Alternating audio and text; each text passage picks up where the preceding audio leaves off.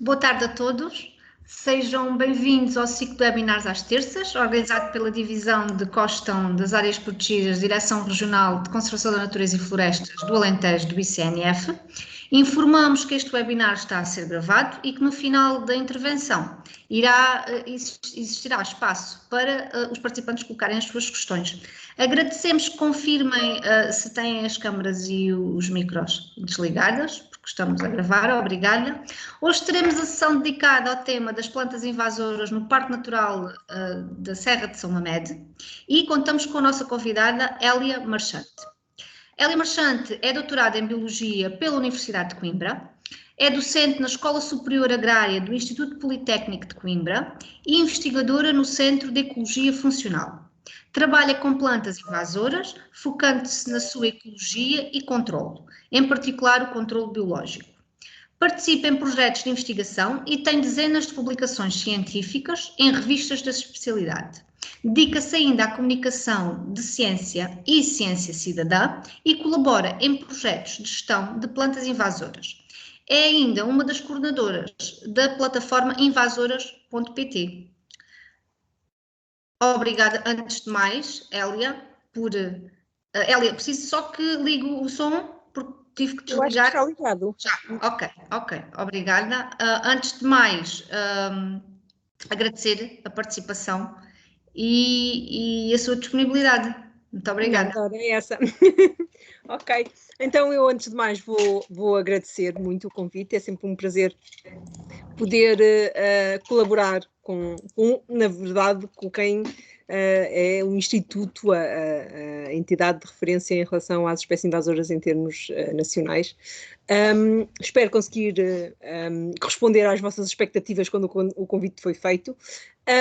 Estou aqui a ver na lista de presenças alguns nomes conhecidos, muitos desconhecidos, a quem já é conhecido. Se calhar vai-me ouvir repetir algumas coisas, não sei, mas eu assim na segurança, e estou a ver aqui algumas turmas de mais pequeninos, não sei.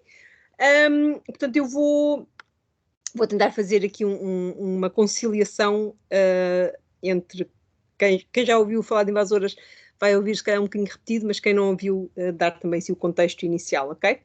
E se calhar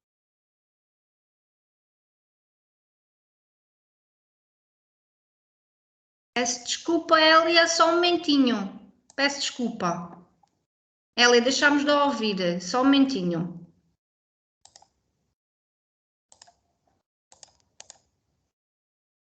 Hélia? consegue-me ouvir? Agora sim, agora sim. Peço Okay. desculpa. Eu vi aqui uma alteração da minha. Peço desculpa, sim, fui eu. Peço desculpa Foi com para me o erro. testar. Peço desculpa, agora temos aqui só um momentinho. Agora Aguardo deixamos então um aqui. bocadinho, é melhor? Sim, só um momentinho, Hélia.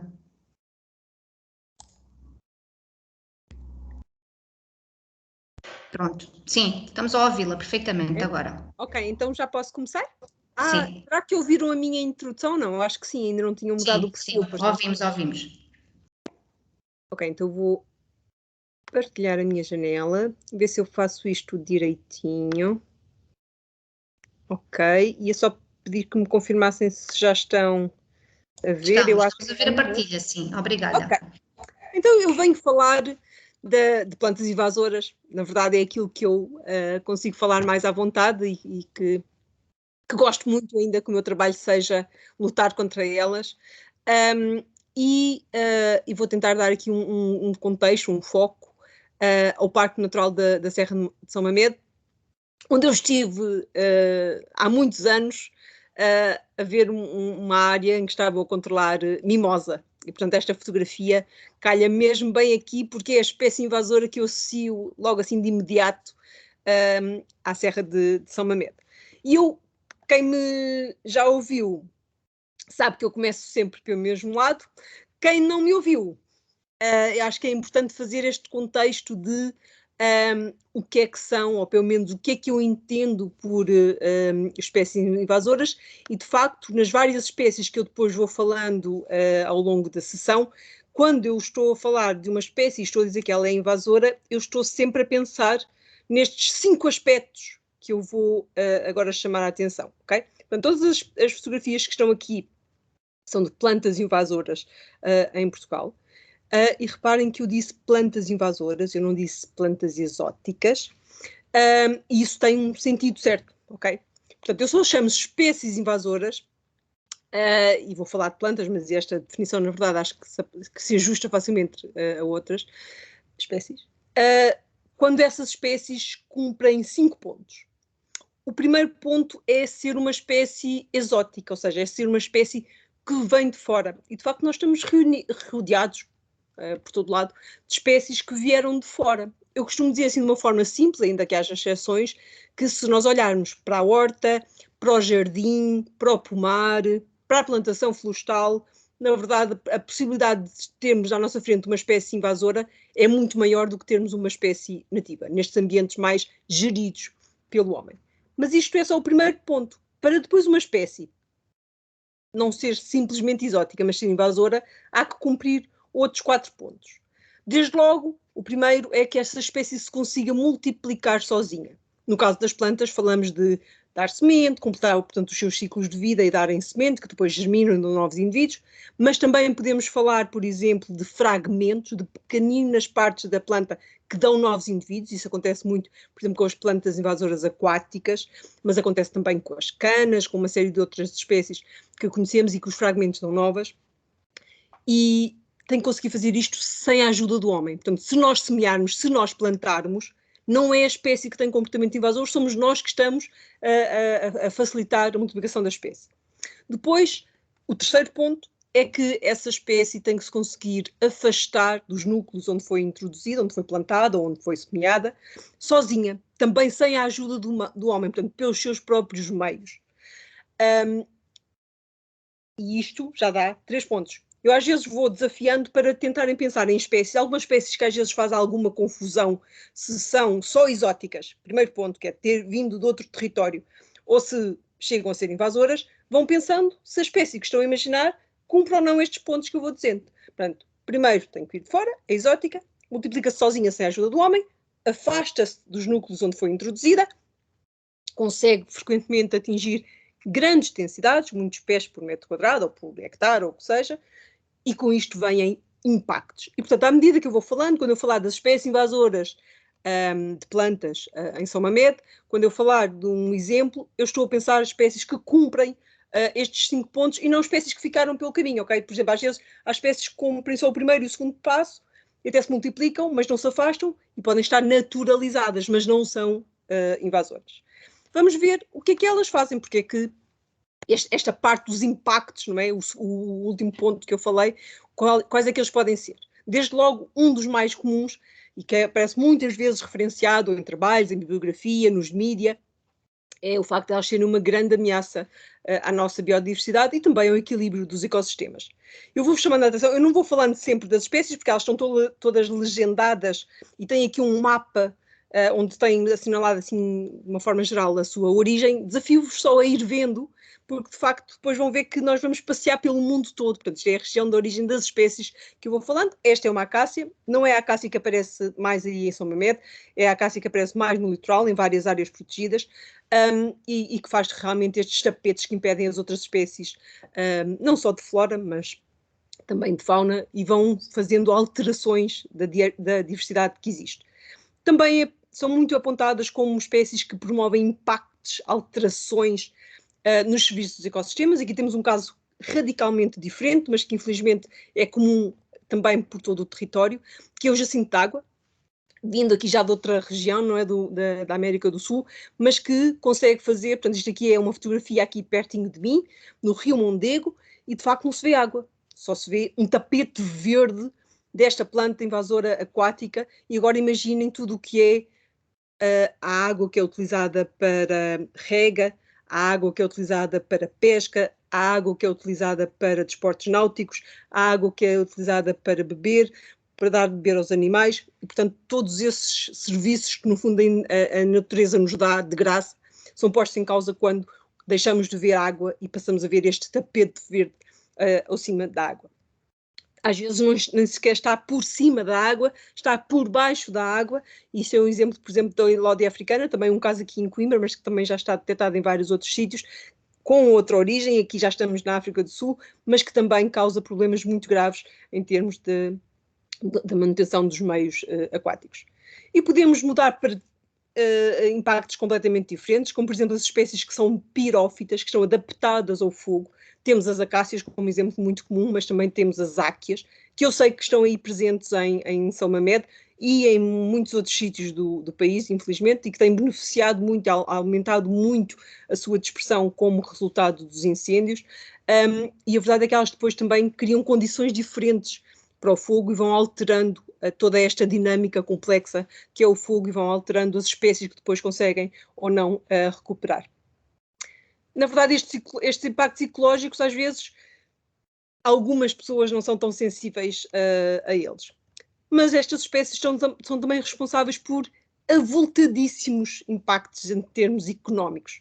Está aqui um estudo, um dos estudos mais recentes que saiu, já há uma análise, um comentário a este estudo, porque ele de facto dá estes bilhões de euros, de dólares assustadores, mas quando olhamos para os resultados que ele conseguiu compilar, a parte das plantas invasoras está um bocadinho subestimada.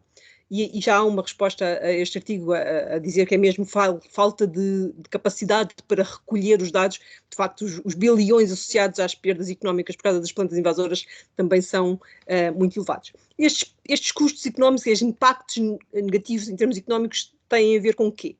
Com reduções da produtividade, portanto, por exemplo, nas áreas de produção florestal, nas áreas de produção agrícola, nas áreas de produção piscícola, em que o facto destas espécies estarem e terem que ser controladas vai dar, obviamente, perdas em termos do lucro que seria no final e do que as espécies às vezes conseguem crescer.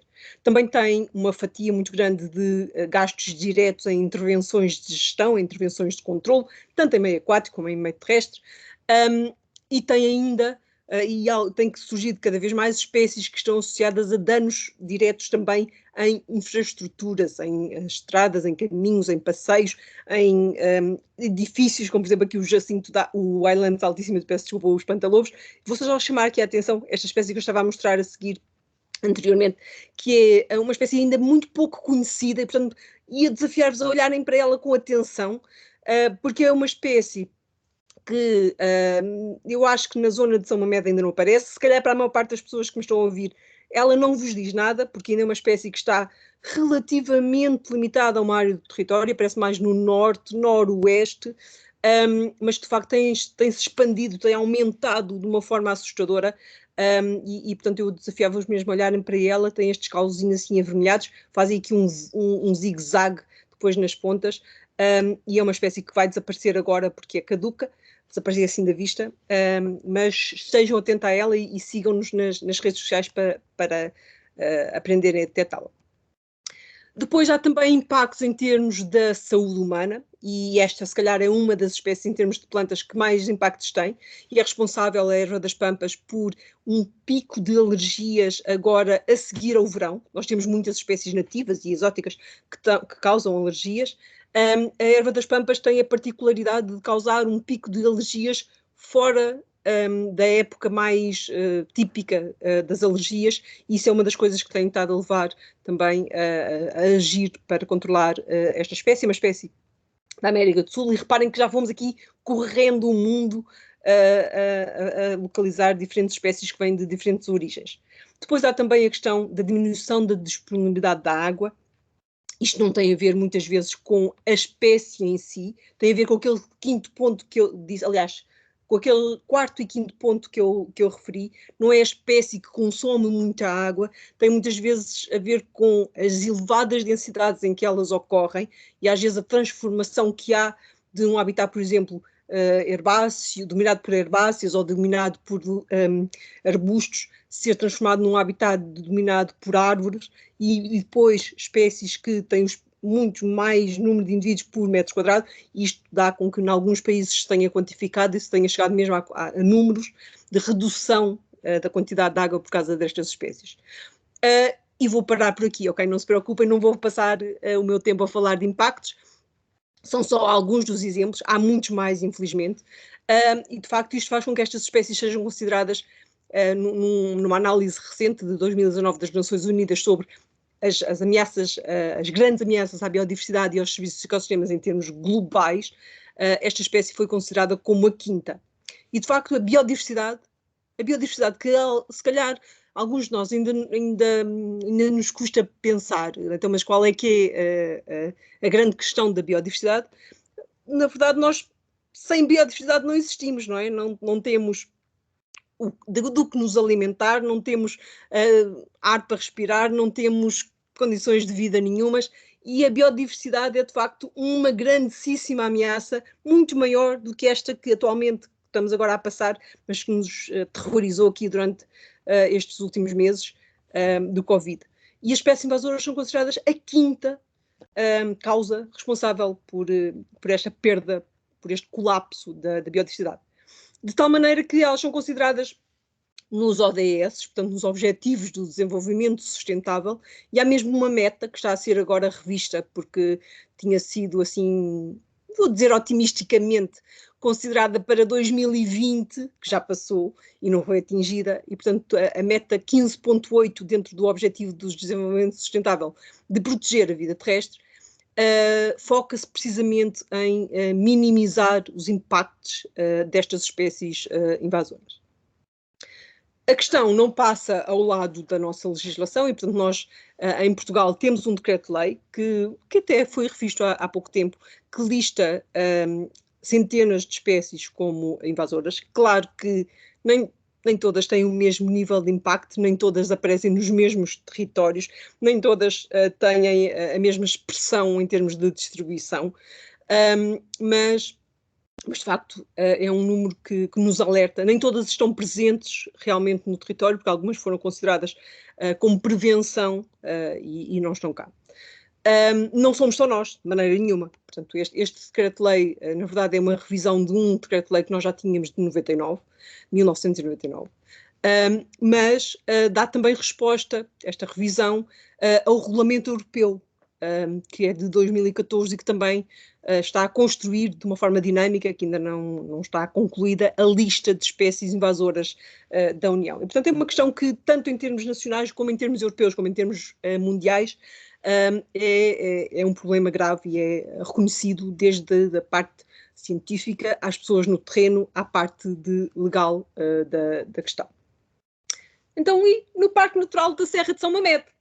E, na verdade, quando me convidaram, a primeira coisa que eu fiz, confesso, foi ir ao nosso mapa. Nós temos um mapa de ciência cidadã, uma plataforma de ciência cidadã em invasoras.pt.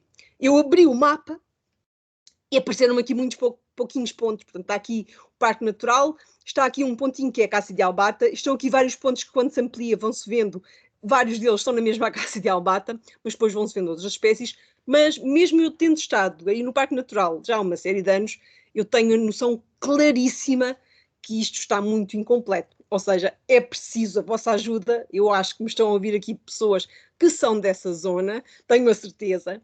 Precisamos mesmo da vossa ajuda para, com a nossa aplicação Plantas Invasoras ou com outra aplicação qualquer, ok? O que interessa não é a aplicação que utilizam, o que interessa é colocar as espécies no mapa, tornarem-se cidadãos cientistas, porque no fundo depois, para gerir as espécies, precisamos de saber onde elas estão. E não basta a noção de, estão por todo lado. Elas não estão por todo lado, elas são muitíssimo frequentes, mas têm sítios onde estão, onde não estão, e fazer o ponto da situação é muito importante para as decisões que se possam tomar.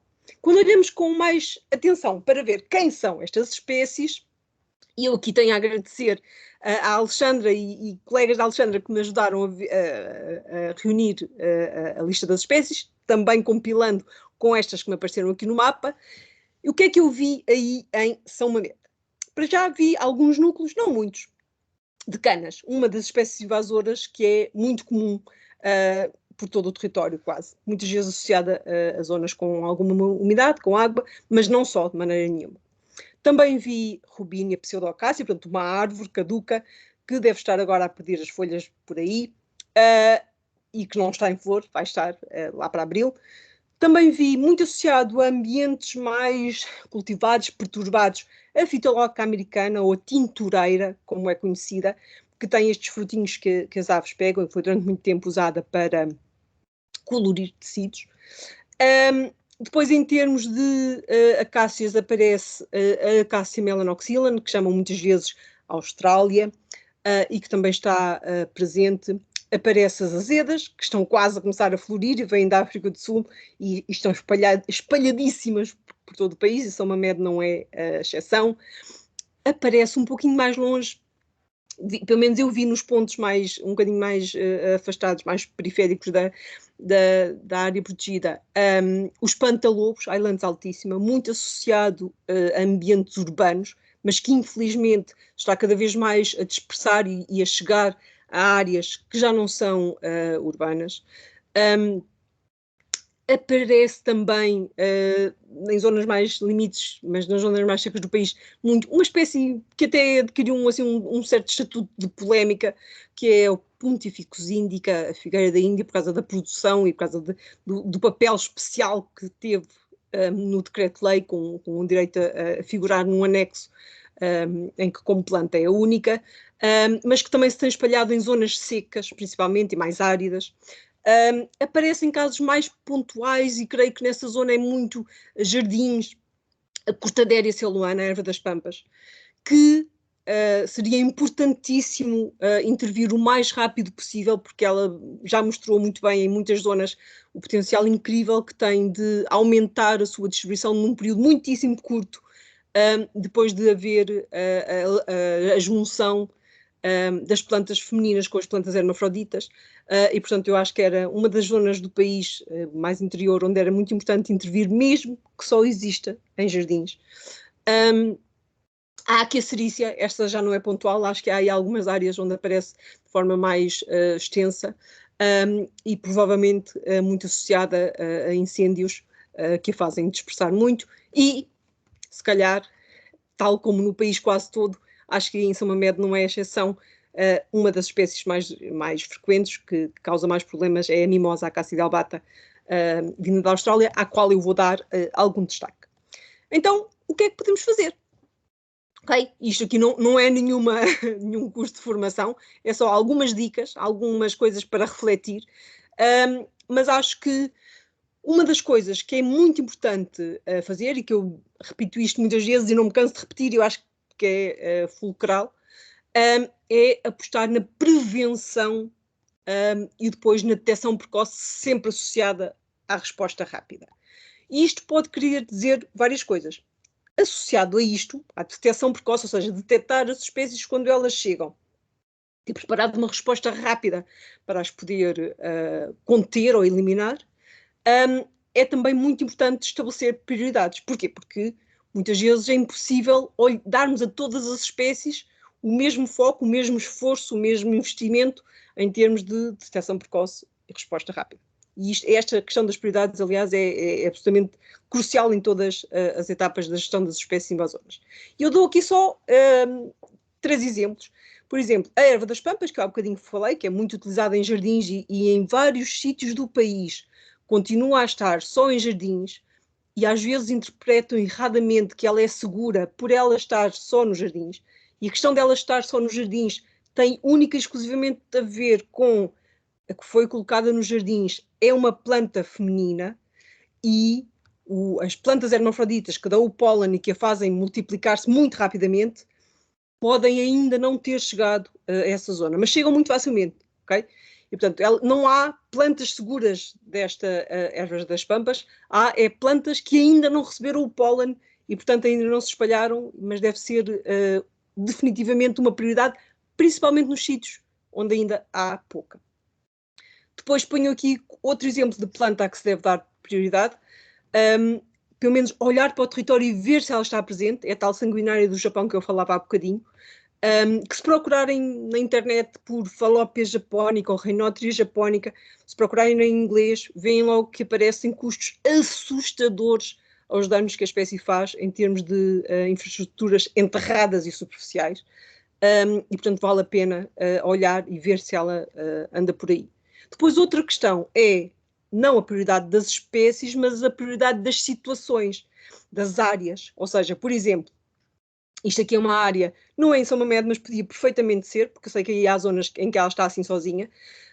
Isto aqui, por acaso, é na Serra da Lousã, em que grande parte da Serra da Lousã está coberta de mimosa, Cássia de Albata, mas depois há alguns sítios onde ela aparece indivíduos isolados, sozinhos. E, portanto, estes indivíduos, que olha-se à volta e não se vê mais nenhuma, deviam ser considerados como uma detecção precoce naquela situação, ser intervencionados para não deixar que aquela área se torne em mais uma mancha contínua de acácias. E é muito importante esta necessidade de, esta prioridade a dar às espécies e às áreas para apostarmos bem os nossos recursos. É também fundamental, muito ligado com isto, apostar na coordenação e no comprometimento, no assumir que os vários atores no terreno precisam de se conjugar para melhor darem resposta a esta espécie. Ou seja, às vezes uma junta de freguesia, ou um município, ou uma CIM, ou uma área protegida, cada um a agir por seu lado, normalmente com as espécies invasoras dá sempre mau resultado, porque elas espalham-se muito facilmente, elas não veem fronteiras de nenhuma ordem política, administrativa ou o que seja, e portanto é essencial esta cooperação para se conseguir avançar contra elas.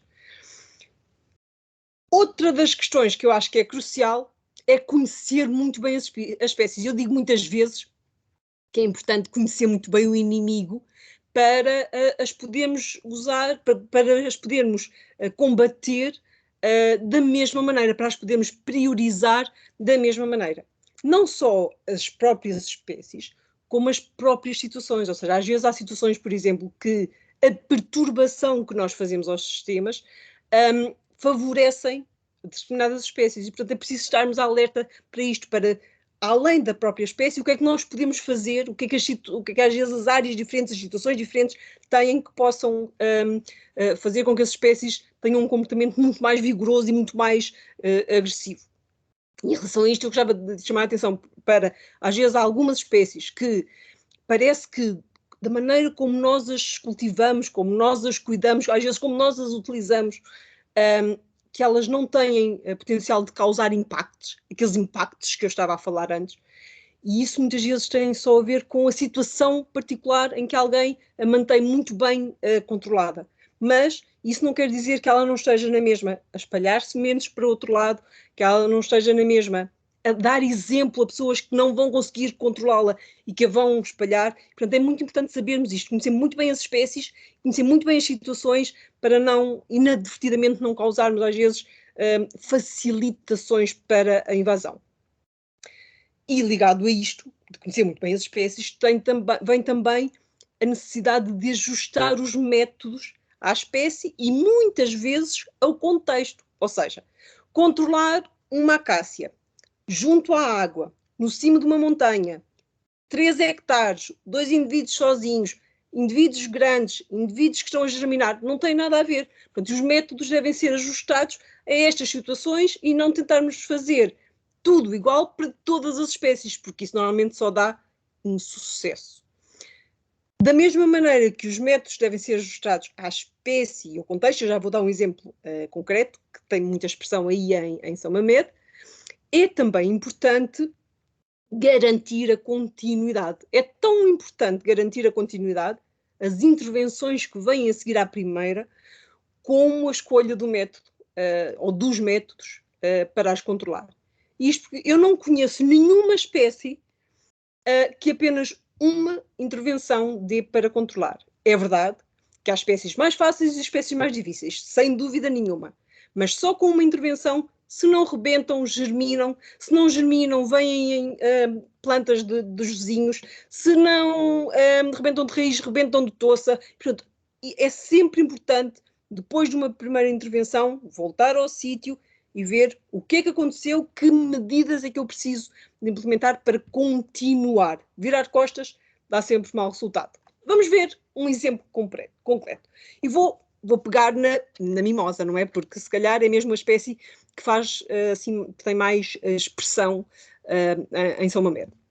A mimosa é, como quase todas as acácias que chegaram até nós, uma espécie da Austrália. Aparece principalmente em vales e em zonas montanhosas. Aparece muito junto aos cursos de água. Estou a imaginar em uma zona em São Mamede em que eu vi precisamente na margem de uma linha de água, onde já vou tentar fazer descasques. Não estavam bem a conseguir, mas estavam a tentar fazer descasques. Aparece muito, muito nas vias de comunicação. No litoral não aparece com tanta força. E faz facilmente estes tapetes de verde acinzentado que tapam desde uma linha d'água quase até ao cimo de uma encosta. Conhecer o inimigo. Aquilo que eu dizia, aquele ponto que eu dizia de conhecer muito bem as espécies para depois poder escolher bem os métodos e a continuidade que se lhe tem que dar. Então, pensando nesta espécie, o que é que eu sei? Sei para já que é uma espécie pirófita. Ou seja, ela regenera, ela tem mecanismos para recuperar depois do fogo. E tem vários, ok? Portanto, o mais conhecido, talvez, é a capacidade que ela tem de germinar depois do fogo. Portanto, as sementes a seguir aos incêndios, tanto pelas substâncias químicas que há nas cinzas, como pelo calor que queima e que fere a casca da semente, consegue estimular a germinação e, portanto, é muito frequente ver uns tapetes contínuos depois do incêndio. Ela não apareceu do nada, ela só germinou as sementes que estavam acumuladas no solo. Ela também pode rebentar de toça e rebentar de raiz a seguir ao incêndio. Não é muito comum, há espécies que o fazem de uma forma muito mais vigorosa, mas pode, e nós no pós-incêndio de 2017 vimos várias situações de rebentamento ao longo do tronco e de rebentamento das raízes em zonas que tinham ardido. No entanto, o mais comum é que ela rebente muito vigorosamente de toça, portanto, o calo que fica quando se corta, a seguir ao corte, e rebenta também muito frequentemente de raiz. Este rebentamento de raiz nem sempre é interpretado da melhor maneira, porque às vezes algumas pessoas olham, veem plantinhas a sair do solo, não chegam a arrancar e não percebem que aquilo não foi uma semente que germinou. Portanto, não pensam que pode ter sido uma semente que germinou, mas não chegam a perceber que aquilo é uma raiz que rebentou. Portanto, é uma planta velha, uma planta com a idade da que foi cortada ou que foi intervencionada e está a rebentar. Produz milhares de sementes e, mais do que produzir muitas, muitas sementes que todos os anos caem ao solo e se vão acumulando, essas sementes, além de serem muitas, são viáveis por décadas. Muito facilmente. Portanto, elas estão lá à espera que alguma coisa as desperte. E o que as desperta pode ser muitas vezes o fogo, como eu estava a dizer, mas também é muitas vezes a perturbação. Ou seja, qualquer coisa que mobilize, que altere, que remexa o solo, às vezes é suficiente para as fazer germinar. Depois, quando germinam, são assim pequeninas, parecem inofensivas. Muitas delas não vingam, mas as que vingam normalmente são suficientes para causar problema. Então, considerando estas características da espécie, quando pensamos em controlá-la, o que é que pensamos? Se forem relativamente poucas, se tiverem a dimensão adequada, podemos pensar em métodos de morte em pé. Podemos pensar, por exemplo, em descasques, em que basicamente se tira a casca, que é obviamente muitíssimo mais exigente em termos de tempo do que fazer um corte raso, mas que consegue inibir a formação de rebentos, tanto de raiz como de toça, quando é bem feito. E, portanto, tem essa grande vantagem. No entanto, nunca impede a germinação. Depois também se podem fazer, e que é muito frequente, os cortes com a aplicação de um fitofármaco, e abre aqui um parênteses para chamar a atenção que é muitíssimo importante que, além do método ser bem escolhido, é crucial que o método seja muito bem aplicado. E, por exemplo, nos fitofármacos há uma lista de espaços, de oportunidades para fazer coisas que depois a planta vai beneficiar e não nós que a queremos controlar. Portanto, a aplicação tem que ser feita logo a seguir ao corte, tem que ser feita na zona certa da toça, tem que ser feita por um químico que tenha sido bem feita, a diluição bem feita. Portanto, há uma série de coisas que é crucial que sejam bem feitas e é um dos métodos que se pode utilizar. Se for bem feito, é muito frequente que a rebentação de toça quase não exista, com as concentrações certas, mas é muito frequente acontecerem rebentos de raiz que são desta planta que foi cortada. Passado algum tempo, isto é uma situação em que se fez corte com aplicação de químico, na toça. A aplicação foi bem feita, as toças estavam lá todas sequinhas e viu-se este manto de mimosa a seguir. Isto, na verdade, eram quase tudo rebentos de raiz. E que depois têm que ser controlados, ok? Quando se pensa em controlar, portanto, se descascar, elas não rebentam de raiz ou de toça, ou pelo menos rebentam muitíssimo menos, mas germinam. Se cortar, elas rebentam de toça. Se cortar e puser química, elas rebentam de raiz. Portanto, é sempre essencial voltar e fazer controle de continuidade. Ou seja, voltar a retirar aquelas plantas que, entretanto, apareceram. Isto pode-se fazer de muitas maneiras diferentes, depende muito do local, das limitações que existe ou não, da quantidade de recuperação que houve. O que é importante mesmo é que haja uma ação consequente depois da primeira intervenção, porque sem isso não vai ficar igual, vai ficar muito pior do que estava antes da intervenção. E depois há outros métodos, pode-se falar, às vezes agora fala-se muito de pastoreio, pode-se falar de ensombramento, pode-se falar de fogo controlado.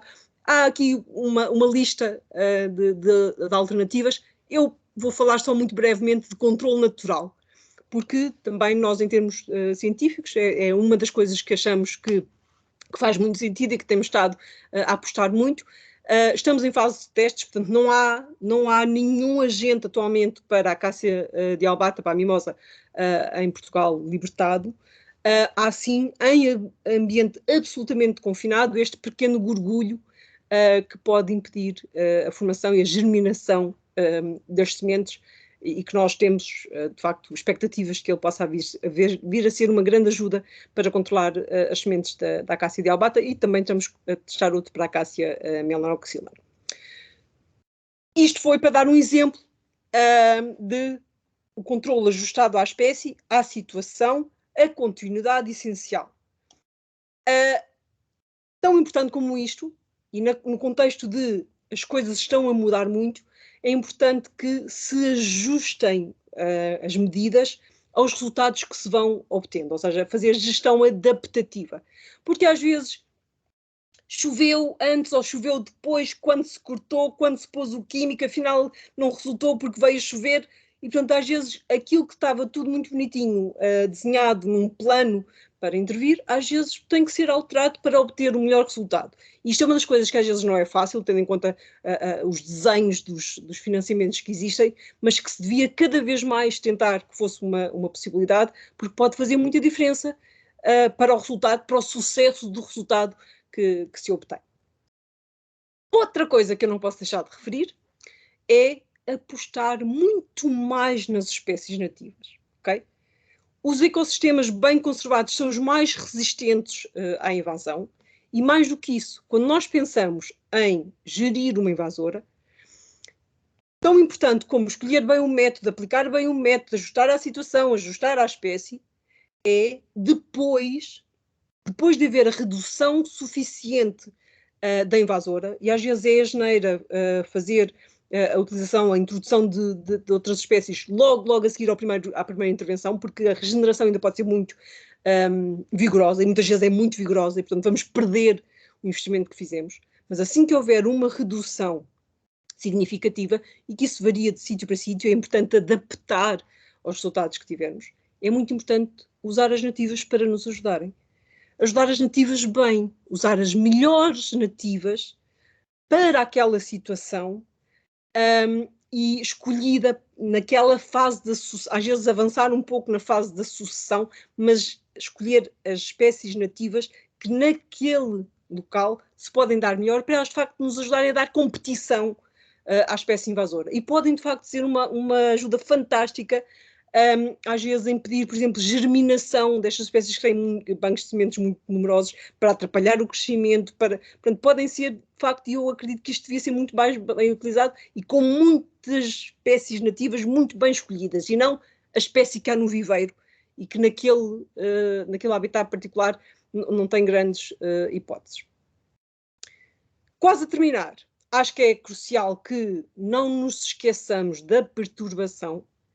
Para quase todas as invasoras, a perturbação é uma facilitação para o seu desenvolvimento, e, portanto, é verdade que há situações em que nós simplesmente não podemos evitar a perturbação, mas saibamos estar alerta para o resultado que ela vai ter, e poder ter uma resposta para isso. Tanto, por exemplo, com o fogo, como com os cortes, aqueles cortes a direito que se fazem nas faixas de gestão de combustível. Portanto, é muito importante ter noção que, muitas vezes, o corte, o eliminar da competição, porque se retira tudo, não é mais do que uma facilitação para estas espécies, e ignorar isso pode querer dizer que estamos a dar vantagem a estas espécies. E isto acontece muitas vezes, infelizmente todos conhecemos estas situações com os fogos, mas também acontece muitas vezes com a limpeza das faixas de vegetação, em que depois o que está, não acredito que seja mais seguro para a defesa da floresta contra incêndio, ou acontece muitas vezes nas ações simples de controlo de invasoras, em que nos esquecemos que aquela perturbação era o que era necessário para estimular os bancos de sementes que lá estavam. É também muito importante, e eu cada vez mais estou convicta disto, que é importante assumir cada um de nós a responsabilidade que temos contra estas espécies. É verdade que, dependendo do papel onde estamos, se eu sou professor, se eu sou um cidadão que tem plantas na minha horta, se eu sou um gestor que tem um território à minha responsabilidade, se eu sou um aluno que posso passar palavra, portanto, eu posso ter um papel muito diferente. Mas todos nós podemos ter um papel na luta contra as espécies invasoras e desculpar, dizer que é do outro e não fazer nada por causa disso. De facto, eu acho que em muitas das situações acaba por fazer de todos nós corresponsáveis pela falta de sucesso. Alguns exemplos, e agora vou chamar aqui a brasa à minha sardinha. Isto são os desafios invasoras.pt. São um esforço que nós vemos fazendo desde há alguns anos para tentar angariar cidadãos cientistas. E, no fundo, isto pode ser encarado como uma simples participação nos desafios ou pode ser encarado como cada um do nosso lugar tentar ver como é que podemos fazer a nossa parte na gestão das espécies invasoras. Portanto, uma das coisas que está à mão de praticamente todos é ajudar a mapear as espécies invasoras. Porque mapear, conhecer a localização dos indivíduos de cada uma das espécies. Algumas espécies nós temos uma noção relativamente boa da sua distribuição, mas há espécies que não há praticamente dados nenhuns. E, portanto, se cada um de nós se habituar a reconhecer 3 espécies, e essas 3 espécies, quando as vê, usar a aplicação, pode ser plantas invasoras, pode ser o iNaturalist, pode ser a aplicação que tiverem, mas desde que ajudem a geolocalizar, a fazer um mapa destas espécies. Este desafio está muito associado a este 3, que também é a mesma coisa, só que é focado nas espécies que ainda estão muito pouco presentes no território. Algumas aquáticas, as ludwígias, a falópia, que eu já estava a falar há bocadinho, portanto, espécies que ainda aparecem em pouca quantidade, e portanto precisamos, e as pessoas não estão habituadas a vê-la, mas é importante ter os pontos das novas localizações, como ela ainda está muito pouco presente no território, é muito importante ter os pontos das novas localizações o mais cedo possível. Portanto, nós damos aqui um destaque diferente quando é para detectar precocemente estas espécies menos presentes. Depois, este desafio 2 tem a ver com seguir o ciclo de vida. Isto, de facto, é uma coisa que que temos notado muita falta. Basicamente é isso. Ou seja, as espécies invasoras, com as alterações climáticas, têm estado a alterar muito os ciclos. Dão flor mais cedo, dão flor mais tarde, dão fruto mais cedo, dão fruto mais tarde. O ciclo de vida está a mudar. E muitas vezes, para ajustar os timings, as melhores alturas para fazer, por exemplo, aplicar os métodos de controle, não se vai controlar uma cortadéria, uma erva das pampas, quando ela tem as sementes todas a dispersar, porque vamos andar a ajudar a dispersar. Para isso precisamos saber quando é que ela deixa de estar em flor e passa a estar em fruto, que um comum dos mortais vê da mesma maneira. E, portanto, nós precisamos mesmo muito destes dados, precisávamos mesmo que nos ajudassem, e basicamente é tirar 2 fotografias por mês. Escolher aquela invasora que está mais perto de nós. Eu estou a fazer, por exemplo, umas que estão aqui à saída do meu portão, e todos os meses tiro 2 fotografias e coloco-as numa aplicação que está descrito no invasoras.pt, que é o EpiCollect, e que nos ajuda a fazer essa recolha da alteração dos ciclos de vida. Depois os desafios que faltam aqui, o 4 e o 5. Também qualquer pessoa pode fazer. O 4, então, é mesmo muito fácil. É só passar a palavra. É passar a palavra. É ouviram falar de invasoras, informar-se mais um bocadinho, ou até já sabia muito, passar esta palavra para a senhora ao meu lado no café, para os alunos que estão à minha frente, para os meus amigos quando falar com eles, para os meus colegas no trabalho, para quem tem que financiar ações de controle. É passar palavra na medida que for mais fácil e mais prático, mais ajustada à condição onde eu estou. Porque ainda há muitas pessoas que nunca ouviram falar de espécies invasoras. Okay? Isso quer dizer que as usam, isso quer dizer que as espalham, isso quer dizer que as toleram, isso quer dizer que as facilitam. Enquanto que se estiverem alerta, podem ajudar a combatê-las. Depois é também muito importante pôr as mãos na massa, atuar. E isto quer dizer controlo, isto quer dizer ações de voluntariado para reunir grupos para controlar, isto quer dizer no meu sítio controlar, na minha horta, no meu jardim, no que for, só que tenho que fazer provas disso para poderem concorrer ao desafio 5 de atuar, ok? E com isto eu termino. Espero não ter ultrapassado aqui muito o meu tempo. Vou interromper a minha partilha e dar a palavra. Muito obrigada, Hélia, por esta apresentação bastante elucidativa. E agora damos oportunidades aos participantes para colocarem as suas questões. Podem levantar a mão e daremos a palavra oralmente, ou podem colocar as suas questões através do nosso bate-papo. Sintam-se convidados. Já temos aqui a Sara Pardal, só um momentinho. Sara, pode ligar o seu micro? Sim. Olá, Hélia. Muito obrigada pela apresentação, foi bastante elucidativa. Eu tinha várias dúvidas, mas basicamente vou perguntar talvez a mais premente. Portanto, nomeadamente na planta que falou que está a surgir cada vez mais, ou foi recentemente introduzida no nosso país, é a sanguinária do Japão. Qual seria a abordagem em termos de controlo dessa espécie? Portanto, no caso da acácia é o descasque, um dos mais eficientes. No caso dessa sanguinária do Japão, o que é que poderíamos fazer? Para já, peço desculpa se eu dei a entender que ela tinha entrado há pouco tempo. Ela não entrou há pouco tempo, ela tem-se espalhado muito nos últimos tempos.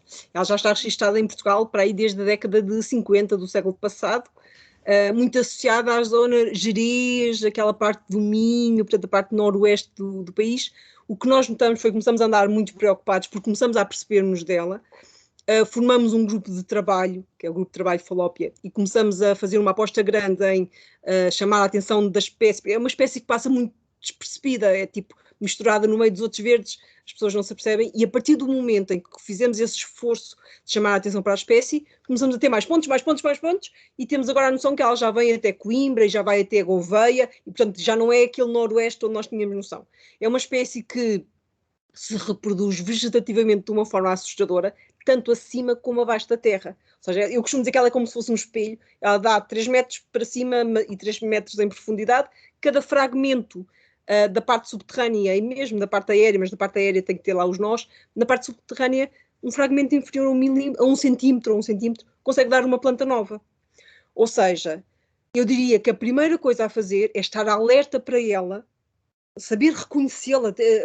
Nós no site desinvasoras.pt fazemos muito destaque, temos muitas fotografias em fases diferentes do ciclo de vida, aprender a reconhecê-la, porque vou-vos dar um exemplo muito concreto que eu acho que é o que tem promovido grande parte da dispersão desta espécie de uma forma rápida. Alguém usar uma motorroçadora ou uma daquelas máquinas que cortam a vegetação toda na margem da estrada, que vai lá com um braço mecânico, que não saiba reconhecer a falópia. Essas máquinas, as enxadas, os ancinhos, as motorroçadoras, fazem fragmentos. E ela, cada fragmento, se chegar outra vez ao solo, dá uma planta nova.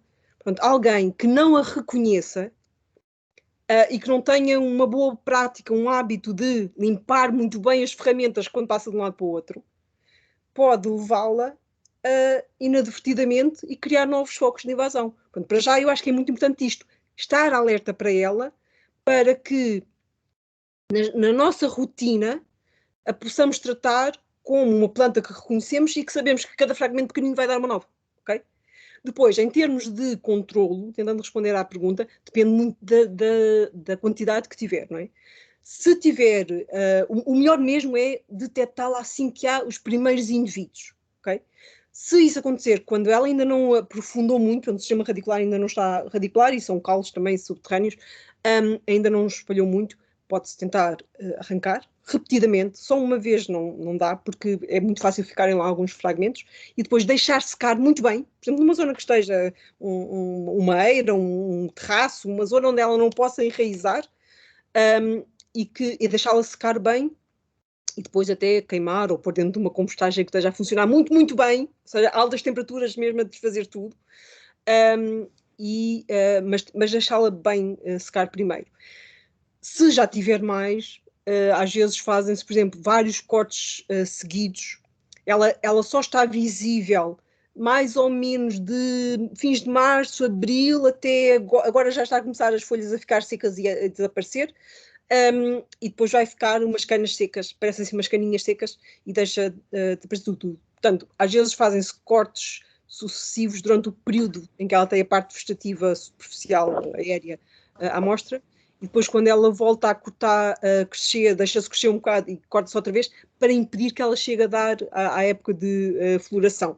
Nós temos estado fizemos agora um esforço de amostragem para tentar perceber se as plantas que temos em Portugal produzem ou não semente, porque numa forma geral na Europa ela é uma planta parecida com a erva das pampas, ou seja, tem planta feminina e tem planta hermafrodita, e acredita-se que em vários países da Europa que estejam só presentes as plantas hermafroditas, desculpem, as plantas femininas, e portanto não se consegue reproduzir porque falta o pólen. Nós temos estado a mostrar e nós já encontramos semente. Ainda não temos a certeza se elas estão muito viáveis ou não, mas pelo menos quer dizer que temos as duas plantas em princípio, e estamos agora a analisar isso, mas é importante esta continuidade. Se aquilo que eu falei de continuidade era verdade para a acácia, para a falópia é radical, ok? E muitas vezes, se for um sítio, uma calçada, um sítio onde não haja questões de água, de sensibilidade dos habitats, e que se possa usar químico, fazer a aplicação de químico depois de se fazer os cortes e quando ela está a recuperar e antes de começar a perder as folhas, também costuma ajudar um bocadinho a controlar. Portanto, não ajudaria por cobrir a área com plástico preto? Pode-se, ela rompe facilmente, se houver alguma descontinuidade. Às vezes o que se faz é, depois de vários cortes, ou seja, já ter enfraquecido um bocado, pôr uma camada substancial de terra, mas assim tipo 40, 50 centímetros. E pôr, por exemplo, varas de outra espécie para tentar competir, mas ela já tem que ter tido alguma redução, porque se fosse a seguir ao primeiro corte, é muito provável que não dê resultado. Ela consegue rebentar, por exemplo, canalizações, alcatrão, calçadas, paredes, quando são construções mais fracas. Portanto, o plástico, a menos que seja um plástico mesmo muito resistente, ela consegue rebentar. Ok. Muito obrigada, Hélia. Nada. Mais uma espécie difícil, não? É muito mais difícil do que as acácias. Sim, está-se a perceber, e reduzida, não é? Porque também é pequena. É uma espécie... Ela chega a 3 metros. E eu acho que ela tem ganho muito das pessoas não a reconhecerem. Ok. A cegueira vegetal, não é? Por exemplo, as acácias, eu acho que as pessoas, mesmo que não tenham noção que todas as espécies de acácias são invasoras ou não, é? As pessoas já reconhecem a espécie, já lhe dão um nome. Ou pelo menos dão mais nome. A falópia, há muitas pessoas que nunca olharam para ela e associaram que era uma planta invasora. É só um verde no meio dos outros verdes todos. E, portanto, facilmente fazem pequenas ações que acabam por a facilitar. Obrigada, Sara, pela questão. Temos aqui o Gonçalo Elias. Gonçalo, deixa só um bocadinho aqui. É possível ligar o micro, Gonçalo? Sim, acho que já está. Sim. Olá, Gonçalo. Olá, Ela, é um prazer rever-te novamente aqui para falar de invasoras. E eu estava a ouvir-te. Eu tive muito interesse em assistir a esta sessão, porque atualmente estou a residir aqui em Castelo de Vigo, que está dentro do Parque Natural da Serra de São Amede, e eu há uns anos foi em 2016, foi o ano que eu contribuí mais com avistamentos para o invasoras.pt e eu inseri alguns registros aqui da zona. E depois, entretanto, estava a ouvir-te falar e a dizer que havia aqui pouca informação, e enquanto estavas a falar eu fui consultar o mapa e realmente acho que há os meus registros, estão lá, estão registros de mais algumas pessoas que também se meteram, mas eu concordo que atualmente aquilo que aparece no mapa não corresponde perto nem de longe àquilo que podemos observar no terreno. E em algumas zonas, aquilo que eu tenho observado, eu reconheço, faço-me a culpa que não tenho estado a fazer submissões, mas prometo que agora vou contribuir. Eu posso ter induzido num erro, que é aquilo são os avistamentos mais recentes, e nós mais antigos não, podemos eu chamar sei, mas se eu puser, por exemplo, só uma espécie, ele mostra os 1000 dentro do critério selecionado, não é? Sim, se eu submeter só uma espécie que não é daquelas que tenha mais avistamentos, aparecem lá os meus registros de 2016. Por isso é que eu consigo perceber qual é a quantidade de informação que há. Claro que se eu puser as de albatas aí, se calhar já não aparece tanto, porque há registro por todo lado. Agora, portanto, eu vou submeter avistamentos novos para tentar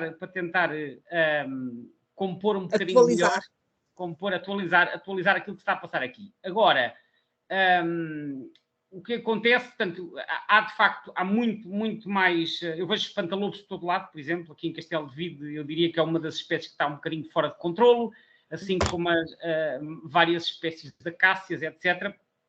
Portanto, eu vou contribuir para tentar mapear isso, aquelas pelo menos que eu sei reconhecer também, as tintureiras também se vê por aí, etc. Agora, dito isto, eu queria colocar-te duas questões.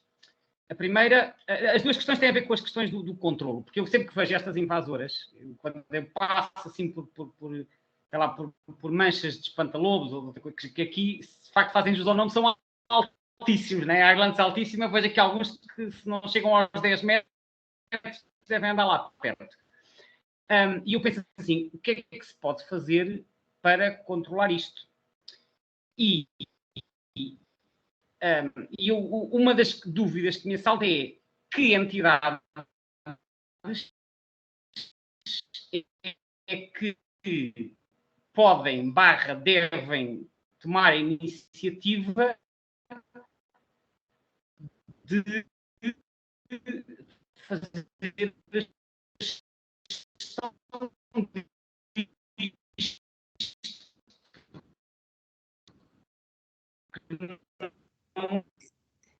Eu não sei se é de mim ou se as outras pessoas estão a conseguir ouvir. Não, Gonçalo, estamos a ouvi-lo um bocadinho. Cidadão que vai controlar o que quer que seja. Gonçalo. Isto requer a intervenção. Agora, não sei se é do ICNF, se é dos municípios, se é de outras entidades, e eu gostaria de perceber um bocadinho melhor, sobretudo no caso destas plantas de maior dimensão, qual é a abordagem em termos de entidades que vocês defendem para conseguir ter aqui algum sucesso. Esta era a primeira questão. A segunda questão é mais genérica. Como?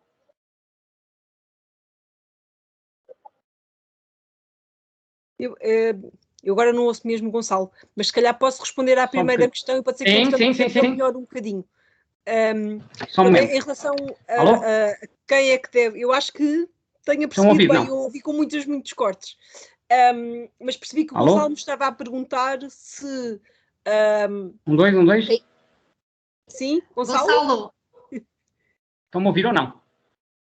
Sim, nós ouvimos com alguns cortes a primeira pergunta, mas a Hélia percebeu e ela responde agora à primeira e depois coloca a segunda pergunta. Pode ser? Conseguem ouvir ou não? Acho que o Gonçalo agora não nos está a ouvir, ou está a ouvir-nos com algum atraso, ou bastante atraso. Sim. Está-me a ouvir, Gonçalo?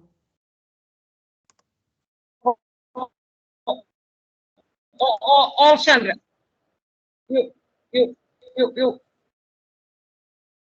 Pode. Ela está a escrever, não foi? Eu vou tentar responder à primeira questão, Gonçalo. Pode ser que a rede, entretanto, melhore. Sim. Então, em relação às entidades, eu acho que... Sim, estou. Ok, em Portugal, a legislação de direito de propriedade é muito forte, ok? Portanto, para controlar, há que saber quem é que é o responsável por aquele território. Eu acho que há alguns territórios que se sabe mais ou menos quem é que é, não é? Se for, por exemplo, o Highlands aparece muitas vezes na margem de estradas, linhas de caminho de ferro, ambientes urbanos, e muitas vezes serão ou áreas que é, por exemplo, de quem é responsável por aquele troço de via de comunicação, não é? Ou a IP, ou às vezes quando são autoestradas os concessionários diferentes, ou nas estradas mais pequeninas os próprios municípios. Portanto, há de ser alguém que é responsável por essa zona. Depois, às vezes, quando os Highlands aparecem também muito, por exemplo, em ambientes mesmo urbanos, em jardins e em espaços que são geridos pelos municípios, pelas juntas de freguesia, mas também aparecem muito em terrenos privados. E nessas situações eu acho que as outras entidades, portanto, se for beiras de estradas, se for jardins públicos, se for parques urbanos, se for... Normalmente sabe-se quem são as entidades, são entidades mais ligadas à gestão do território de uma forma mais abrangente. Mas se forem jardins privados, quintas, zonas que são de alguém em particular, eu acho que no caso, por exemplo, dos municípios, deviam ter uma responsabilidade muito maior, e nós felizmente contactamos com muitos municípios e com muito bons experiências, e o que nós tentamos passar é que também há a responsabilidade de alertar para a importância de agir. Portanto, às vezes não é dizer naquele jardim ou naquela quinta o município não pode entrar, mas pode alertar os seus munícipes sobre a necessidade de intervir. E, portanto, não há, salvo as zonas onde não se sabe de quem é que é o dono, e aí eu tenho uma visão pessoal, mas que a legislação não a apoia, porque há, de facto, nós intervimos em muitas áreas, por exemplo, em relação à legislação da defesa da floresta contra incêndio, nós também intervimos em muitas áreas para mexer na vegetação que não sabemos de quem é, não é? Mas a legislação tem isso coberto, e eu acho que nas desinvasoras também devia ser adotada uma posição assim, um papel legislativo assim, se pudermos dizer, mas eu sei que atualmente isso não está, ok? Agora, eu acho que entre espaços de autarquias, municípios, CIMs, juntas, infraestruturas de Portugal, as concessionárias das estradas, a APA nas zonas mais junto à água, portanto, além disso, há os privados que podem ser informados por estas entidades. E, portanto, eu acho que devia haver mesmo essa responsabilização de informar, porque as pessoas às vezes não fazem porque não sabem que a espécie é problemática. Acho que não se deve cortar, de maneira nenhuma, ok? Cortar highlands é promover mais highlands, e não é uma das espécies que, ainda que eu advogue que os químicos devem ser a última alternativa, mas, por exemplo, os highlands com morte em pé, com injeção, furinhos no tronco, e deixá-lo morrer de pé, é das técnicas que costuma dar melhor resultado. Cortar só agrava, ok? E às vezes um highland sozinho que está ali relativamente contido, ou mesmo contido, pode se tornar um problema grave se lembrarem de o cortar sem perceberem que é um highland, ok? Ok, já me estão a ouvir agora, não? Já estou. Ok, eu peço desculpa porque eu realmente tive aqui um problema no computador e tive que fechar a aplicação.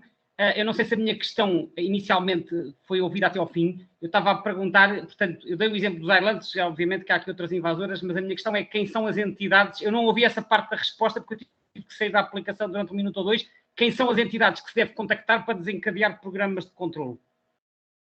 Tem que ser as entidades que estão responsáveis pelo sítio.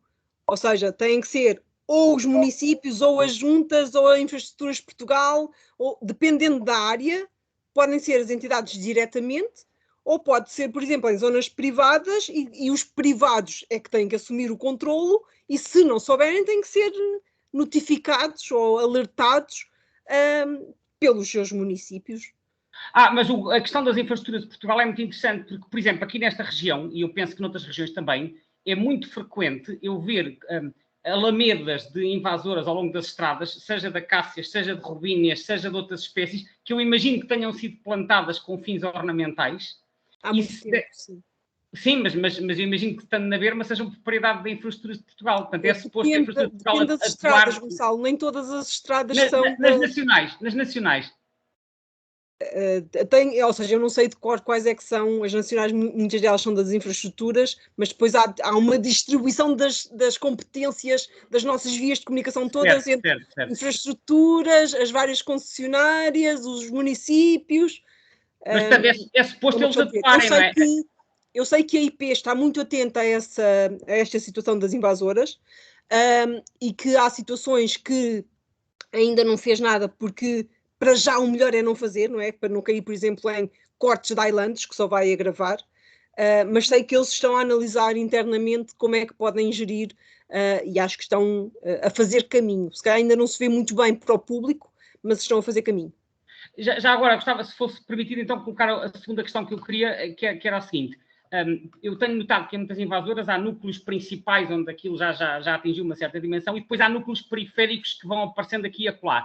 Eu imagino que faça mais sentido tentar limpar, digamos assim, primeiro os núcleos periféricos, porque é o sítio onde talvez se consegue conter mais a propagação, em vez de estar a atacar no coração enquanto aquilo se vai espalhando em todas as direções.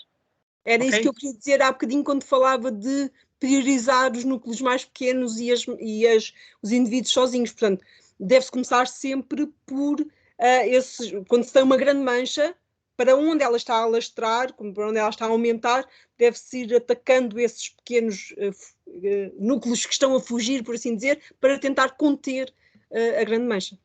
Ok, tá. Obrigado, Hélia. Obrigado. Nada, Gonçalo. Obrigada, Gonçalo.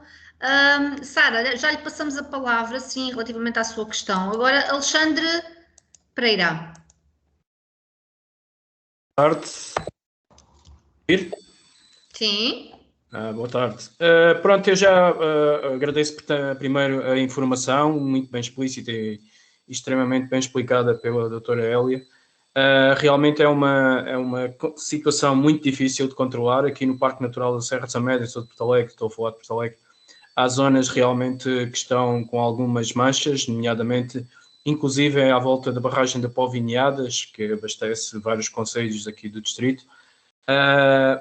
E gostaria, portanto, de fazer uma pergunta muito simples. Em 2004 já foi feito um live, eu já pus aí informação, o Norte Natura no Parque Natural da Serra de São Médio, onde uma das medidas era fazer, portanto,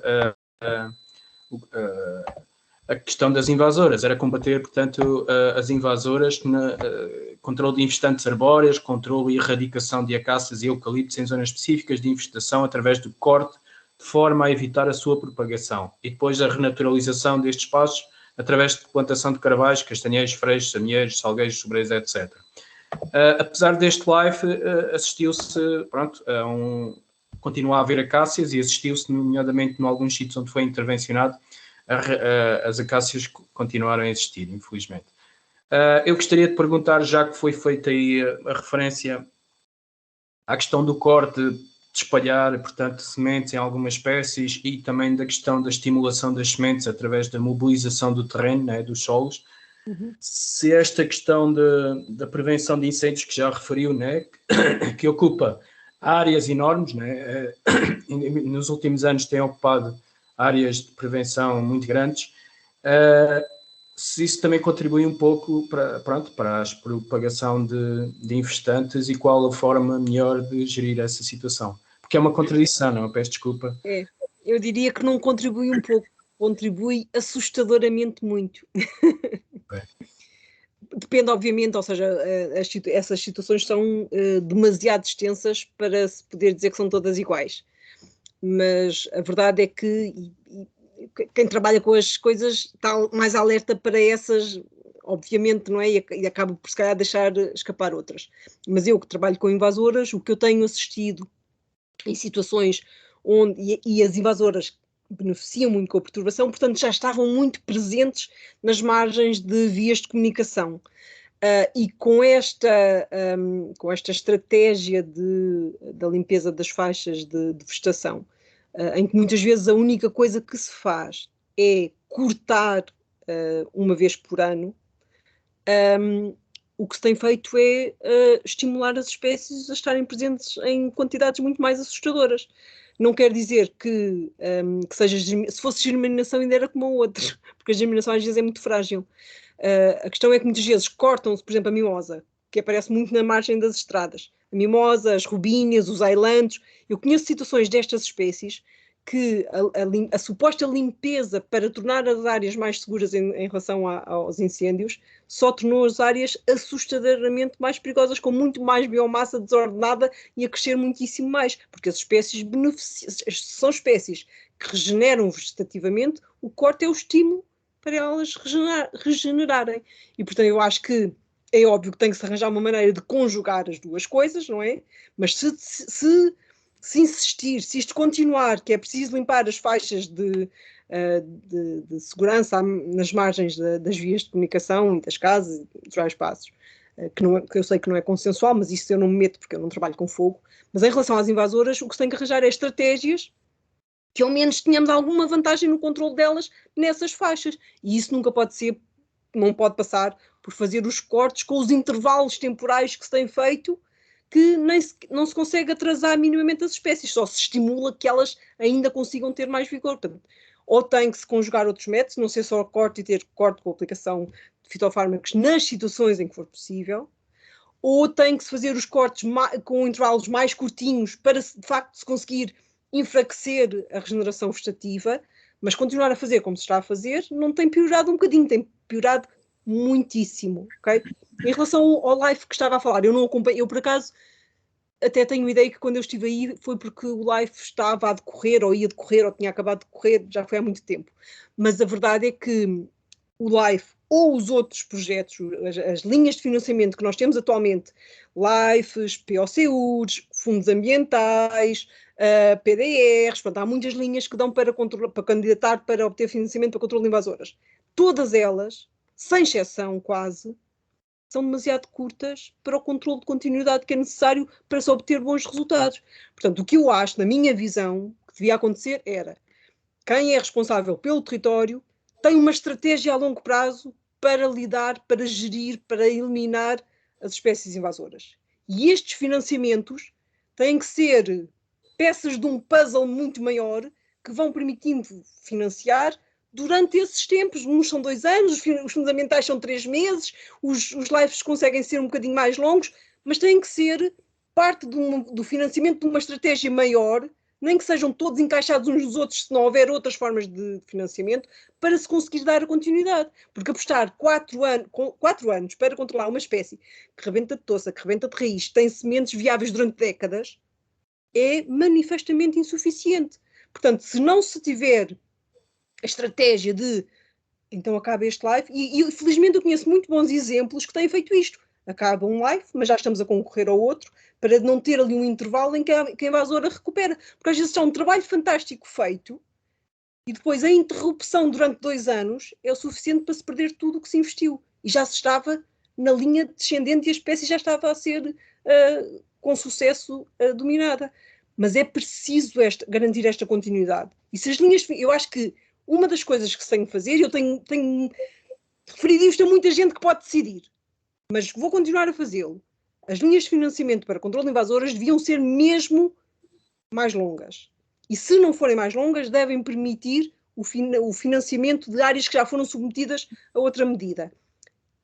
E quem está do lado de concorrer, tem que concorrer de maneira que consiga ir dando a continuidade, porque senão perde-se o investimento que se faz. Não seria mais fácil, nesse sentido, não seria mais fácil associar uma linha de controle de invasoras a uma linha de implementação de bosques autóctones ou de árvores, logo a seguir plantar árvores autóctones para criar sobramento e criar ali... Sim, mas tudo isso, ou seja, todas estas estratégias com a natureza precisam de longo termo, ou pelo menos de médio termo, e as nossas linhas de financiamento são quase sempre muito curtinhas para isso. Portanto, não era só as invasoras que beneficiavam se pudesse haver estratégia a mais longo termo. Havia muitas outras meios que outras áreas que podiam ganhar. E associar a ocupação das áreas com nativas, mas, por exemplo, na Serra do Açores fizeram isso de uma maneira que eu acho que foi muito bem sucedida, controlar as invasoras a longo prazo e na paisagem protegida da Serra do Açores. E depois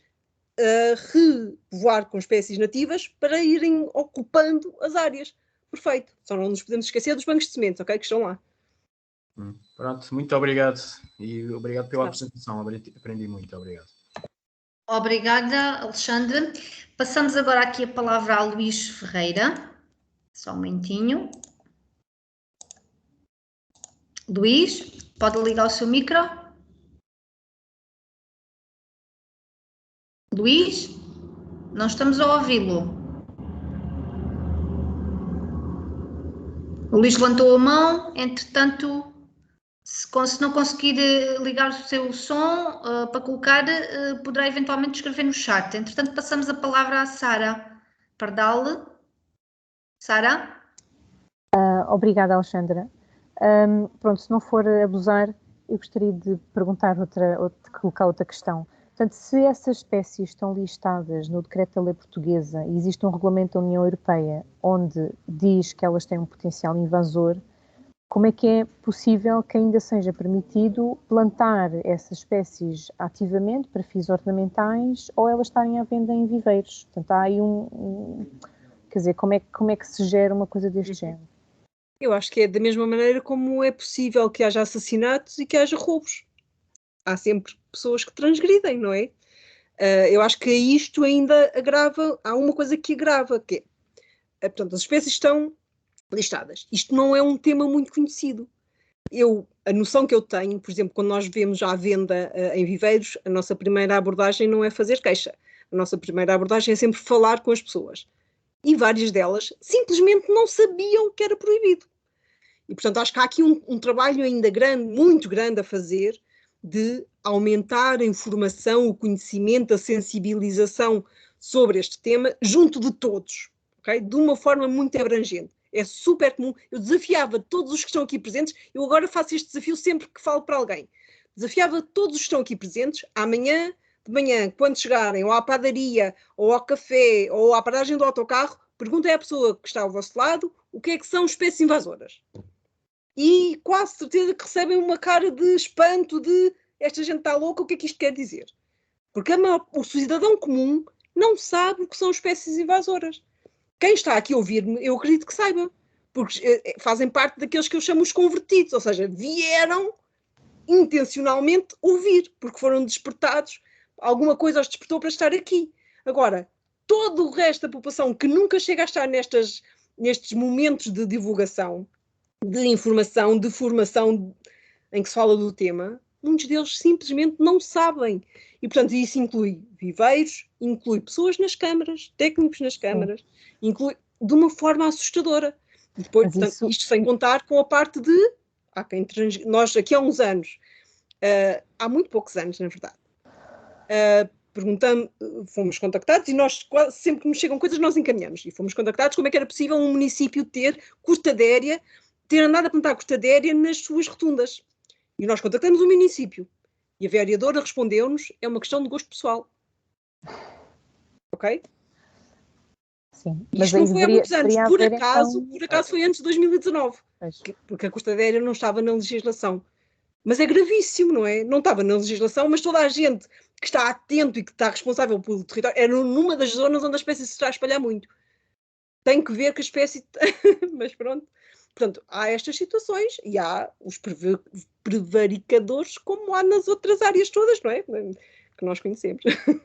Pois, então, mas aí deveria haver, então, intervenção ativa ou seja, o que eu costumo fazer é, a minha primeira abordagem, quer sejam coisas que nós presenciamos em primeira mão, em jardins, em viveiros, em tudo, é esclarecer a pessoa. E percebemos, de facto, muitas vezes não estão a cumprir porque simplesmente não sabiam. Desconhecem. Uhum. Depois a seguir, depois há as pessoas que nos dizem, não, mas ela aqui não se espalha. Está na legislação, mas aqui não se espalha. Eu até consigo muito bem, isto é uma fonte de biomassa fantástica, vocês são exagerados, a planta não faz mal nenhum, vocês não sabem integrar. Não há plantas más, ok? Vou sublinhar isto. Não há plantas más. Não há espécies más. Há nós, homem, a utilizá-las, colocá-las em situações que as fazem revelar um comportamento desequilibrado e que entra em conflito com as outras espécies, que é quando se tornam invasoras. Agora, a questão é, quando as pessoas não aceitam isto e depois, às vezes, no seu cantinho até conseguem manter a espécie exatamente como elas querem, mas está a deitar sementes para as vizinhanças, está a criar raízes, fragmentos, está a servir de exemplo para pessoas que não sabem cuidar. Há toda aqui uma panóplia de efeitos negativos que às vezes não se olham. Nesse caso, o que nós fazemos é contactamos o CEPMA. E, portanto, há várias entidades que podem ser contactadas por esta questão, não é? Desde o ICNF, a ADGAV, ao CEPNA, porque estão envolvidos em termos legais na questão. E normalmente o CEPNA é muito pertinente. Ok, tá. Obrigada, Hélia. Nada. Obrigada, Sara. Luís Ferreira, se tiver o símbolo, se tiver o Teams instalado, tem o símbolo do microfone, é só clicar aí. Entretanto, o Pedro já colocou a sua questão no chat, que eu, entretanto, irei ler. Do chat, que eu estou um bocadinho... Eu já leio, Hélia. Estão lá assim uma série de observações e questões e eu tentarei centrar-me só nas questões. Pedro, não sei se consegue ligar o seu micro. Pronto, entretanto, nem o Luís nem o Pedro, só um momentinho que eu vou passar aqui às questões, portanto, que estão colocadas aqui no chat. Portanto, temos aqui algumas pessoas que já instalaram a app, portanto, vamos ter aqui contributos. Eu sei também que estão aqui pessoas também que estão no parque, portanto, teremos aqui uma atualização aqui dos... Depois, deixem-me ver. Depois há aqui várias observações, Hélia, que se calhar depois seria interessante... Eu depois, Sim. eu ficar com elas, eu tento responder a todas, ok? Sim. Mas eu vejo tantas que estou um bocadinho perdida. A Carla coloca assim a questão, que existe algum desconhecimento, que tem agravado a situação, e se organizar workshops por todas as autarquias do país, porque mesmo os que estão a assistir a esta palestra não têm a força para corrigir os erros que as autarquias e outras entidades que trabalham com plantas fazem. Olha, o que eu vos posso dizer... eu já não sou minimamente capaz de contar a quantidade de cursos, então agora online, que é mais fácil, cursos de formação, workshops, ações no terreno para controlo, com autarquias, com juntas de freguesia, com escolas, com grupos voluntários, com escoteira. Eu já não sei o número entre eu e os outros elementos da minha equipa, nós apostamos muito fortemente nisso. O que eu acho que é crucial, e temos, por exemplo, trabalhamos muito com muitos municípios.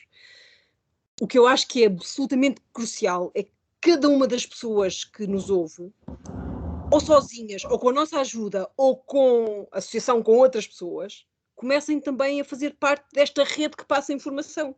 Porque nós não conseguimos chegar a todo lado. Ou seja, nós já fizemos workshops e cursos de formação só para técnicos de autarquias, só para técnicos florestais, só para pessoas com interesse na construção. N, mas já sempre é impossível, não é? Nós não conseguimos chegar a 10 milhões de pessoas. Portanto, é muito importante que as pessoas tenham esta noção. Nós até podemos dar uma ajudinha no início, mas força, nós ajudamos, precisamos mais pessoas a passar a mensagem. Nós sozinhos não chegaremos nunca a todo lado, porque não conseguimos chegar aos não convertidos, ok? E isso é onde outras pessoas conseguem chegar, porque nós só conseguimos chegar a quem vê as nossas coisas, a quem vê. Posso-vos dizer que, por exemplo, no âmbito do Live Stop Cortadéria, que é um projeto live ibérico focado na cortadéria, nós escrevemos a todos os municípios do país, ok? Mandamos por e-mail e por carta, entre os vários parceiros, que somos nós do Instituto Politécnico de Coimbra, da Escola Agrária e da Câmara Municipal de Gaia, mandamos municípios para ofícios com a estratégia, a desafiar para aderirem à estratégia, a dar um manual de boas práticas sobre controlar a espécie para todos os municípios. Recebemos muito poucas respostas. Ou melhor, eu acho que até foram boas, mas são muito aquém dos 300 e tal que podiam ter respondido. Nós não vamos desistir, vamos voltar a insistir. Mas, portanto, noutros âmbitos, já mandamos inquéritos para todos os municípios sobre as invasoras, sobre a legislação. Portanto, nós tentamos esta abordagem de chegar a todos. Mas muitos ignoram-nos, não chegam ao e-mail certo, não ouviram falar, não sabem o que é aquele tema, acham que aquilo é vírus, sei lá. Portanto, o que nós precisamos mesmo é as pessoas que dizem, olha, no meu município só fazem janeira, então falem com o vosso município. E cheguem lá e digam, olhem, sabem que é esta legislação? Então aquelas plantas que estão ali na rua, não sei quantos, estão ali listadas como invasoras, como é que elas podem estar ali? Deem a entender aos municípios que os cidadãos estão ativos, estão alerta, estão atentos e que sabem reconhecer as espécies e que querem ação, estão a perceber? Porque eu acho que também toda a gente sabe como é que funcionam estas coisas e às vezes é mesmo preciso pressão dos cidadãos eleitores atentos para algumas coisas se mexerem mais. Se virem mesmo um município que quer aprender, digam-nos que a gente ajuda. Pá. Então é assim, vamos lá aqui ver se conseguimos responder aqui a todas as questões que estão aqui colocadas. A Virgínia Sebastião coloca, sabe-me dizer qual é a espécie invasora que cada vez se vê mais à superfície do rio Guadiana junto a Mértola? Ai, meu Deus. Se me conseguisse mandar uma fotografia, eu sei, vou-vos falar de... se está à superfície, está por cima, não é? Pode ser o Jacinto d'Água. No Guadiana, o Guadiana em Espanha está terrivelmente invadido por jacinto d'água. Tem havido um esforço muito grande da EDIA para impedir que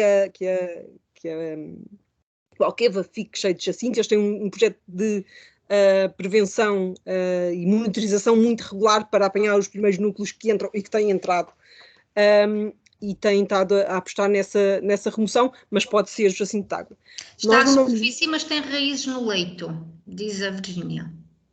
Mas está cá fora, também pode ser outra que aparece cá fora. Há outra que é assustadora, eu não tenho a certeza, preferia pensar que não estava no Guadiana, mas não tenho a certeza se os pontos que nós temos incluem Guadiana ou não. É uma Ludwigia, que é uma planta, aliás, são duas espécies de Ludwigia, que aparecem na margem e também aparecem como flutuantes dentro da água. Elas enraizam e depois conseguem chegar até fora da água.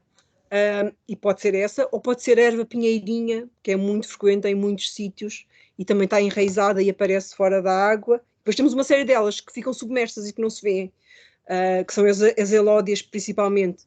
Mas para haver fora, podem-nos mandar fotografias? Nós podemos ir ver ao Nós vamos enviar a todos os participantes e a toda a gente que se inscreveu o e-mail e os respectivos e-mails, caso não consigam instalar a app e fazer a Virgínia diz que poderá ser a erva pinheirinha, talvez. Pode ser erva mas nos enviar fotografias e nós confirmamos. Ou então vamos ver ao mapa depois de eu desligar daqui o que é que lá está no Guadiana. A Fernanda Silva, da Escola de Hotelaria de Porto Alegre, diz que tem uma brigada verde e que vão estar atentos e vão colocar fotos na app. E agradece. Façam ações de controle também. Pronto, aqui a Fernanda Silva também diz que há muitas mimosas no parque. Entretanto, o Pedro Silva colocava, há bocado levantou a mão, mas não conseguia, portanto não ligou, diz, relativamente à Paulónia e a outras, considera que a mesma poderia ser retirada da listagem de espécies invasoras e ser considerada como espécie elegível para as arborizações, ou, alternativamente, outras espécies de Paulónia? Tanto quanto eu sei, a única espécie de Paulónia que está na legislação como proibida é a Paulónia tomentosa. Nós fizemos uma análise de risco à Paulónia tomentosa, como fizemos a muitas espécies. Nós temos um trabalho em que fizemos análises de risco a muitas espécies. A Paulónia ficou mais ou menos na linha de corte, ou seja, dá um valor da análise de risco que recomenda cuidado, e depois quando se faz mais algumas perguntas fica na dúvida em Portugal. Nós, como precaução, recomendamos que não seja utilizada e ela, de facto, foi incluída na legislação. E ela é invasora em vários países, ok? Às vezes argumentam-nos que algumas paulónias, mas agora já não estou a falar da tomentosa. Portanto, a paulónia tomentosa tem um crescimento muito rápido, produz semente, acho que a semente é viável, regenera vegetativamente, está incluída na legislação. Tanto quanto eu sei, têm aparecido vários híbridos, que às vezes é um bocadinho nebuloso quando se fala com um viveiro saber exatamente qual é que é o híbrido que ele tem à venda, e alguns dos híbridos vêm descritos como sendo estéreis, ou seja, não produzindo semente viável. Em relação a isso, eu acho que é preciso muito cuidado, porque, por exemplo, as canas, tanto quanto nós sabemos, também não produzem semente em Portugal. E toda a gente vê como é que elas estão espalhadas por todo o território. A própria falópia, que é terrível, que eu acho que é das piores espécies que nós temos, nós ainda estamos muito na dúvida se a propagação que ela tem tido tem a ver com a reprodução por semente. Porque nós começamos a encontrar sementes, mas são muito poucas e até agora não nos germinaram muito. Ainda estamos muito no início para ter certeza. Mas a reprodução vegetativa, portanto, há um dos híbridos, ou mais do que um dos híbridos da Paulónia, que vêm descritos como estéreis e que dizem que por isso, por não produzirem semente, podem ser mais seguros. Pode não ser, ok? Eu conheço pouco da espécie, para dizer, mas tenho muitas reticências em dizer que pode ser segura por causa disso. Portanto, eu acho que, agora, olhando para a legislação, eu acho que a que está listada é a paulónia tomentosa como proibida. E ela, de facto, a análise de risco que nós fizemos apontou para isso, pelo menos como precaução não usar, e ela é invasora, basta procurarem e conseguem ver que ela é invasora noutros países, ok? Por acaso não é nas zonas de clima mediterrâneo, mas nós, Portugal sendo minúsculo, tem vários climas diferentes e, portanto, não é a única área não é o único clima que nós temos no país. Portanto, eu diria, ela assusta-me muito, porque cresce muito, ou seja, ela tem as características que nós, quando começamos a ver nas invasoras, batem certo com as que têm maior probabilidade de se tornar invasoras, não é? Cresce muito rápido, a tomentosa tem muitas sementes, é uma espécie muito, muito cuidada pelo homem, tem umas folhas muito grandes que pode ter a ver, dizem, não é? Que é por causa disso que a querem, porque também arde menos, mas pode ter impactos grandes em termos depois das outras espécies que ela impede. Não sei. Há várias espécies. Eu acho que o importante é, quando olhamos para uma espécie nova que queremos experimentar, e tem havido esse interesse muito grande na paulónia, fazermos uma análise de risco e fazermos uma pesquisa para ver esta espécie já dá problemas com invasor em algum sítio ou não.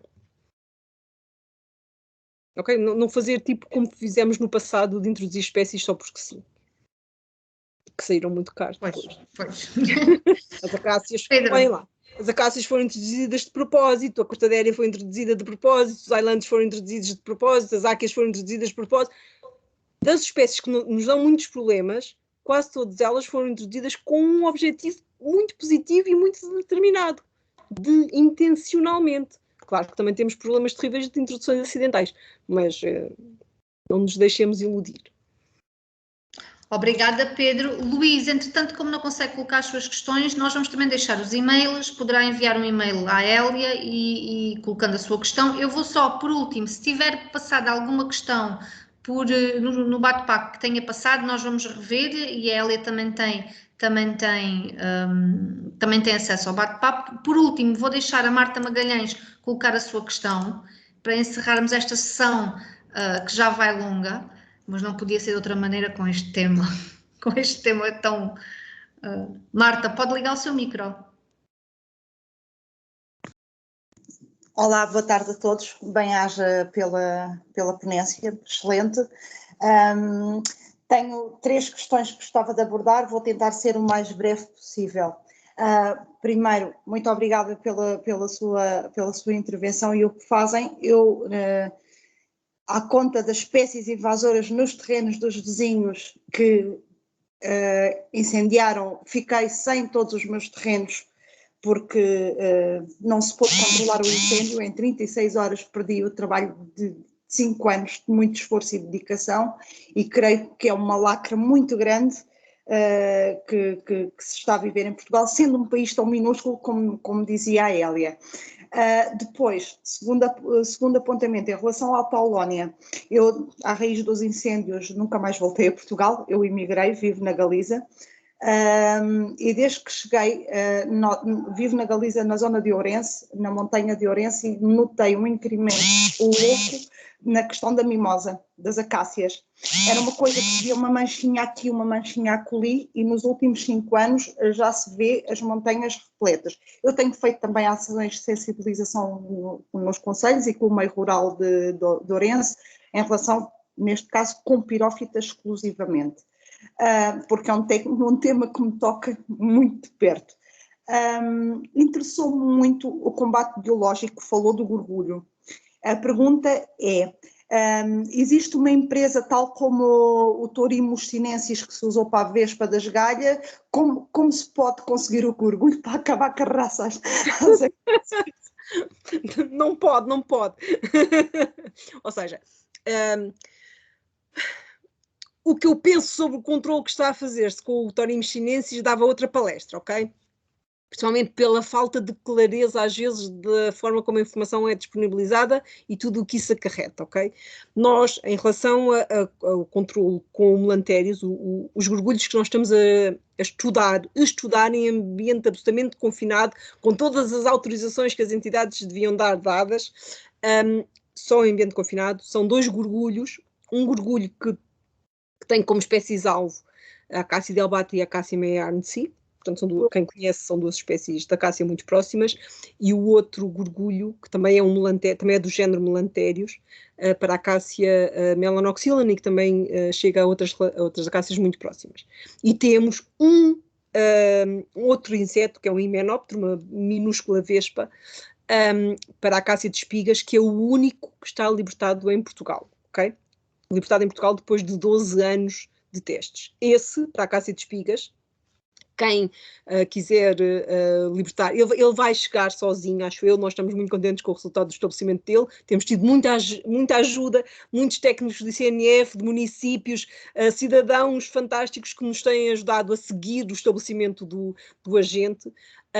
E esse, de facto, de forma gratuita, desde que nos deem os pontos sempre de registro, nós podemos dar galhas para o libertar.